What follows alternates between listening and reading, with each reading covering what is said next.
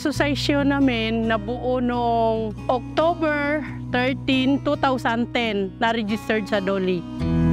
Sa Kulaman Valley, almost mga IP ang nakatira.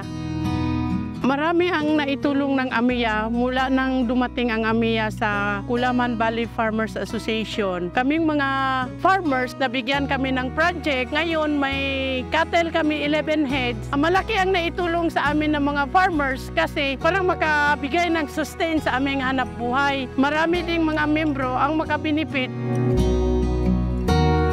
Malaki talaga sir ang improvement ngayon at saka noon kasi wala kaming mga baka. Ngayon, nagkaroon kami ng 11 heads.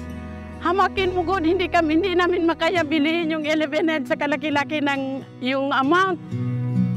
Ang AMIA, nakatulong din siya sa amin, nakadagdag knowledge sa amin kasi kung hindi dahil sa AMIA, hindi mo paabot yung mga mensahe ng mga katulad ng crop insurance, tapos yung sa enterprising, CIS at saka yung sa PCIC.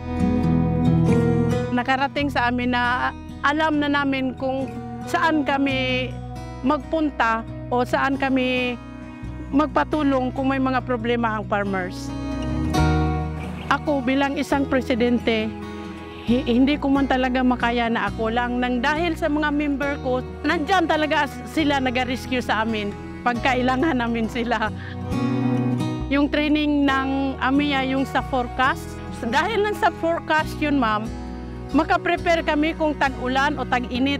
May preparasyon kami dahil sa inyo, masend nyo sa amin, sa GC, yung forecast, ano talaga namin, makaingat kami sa mga panahon na darating.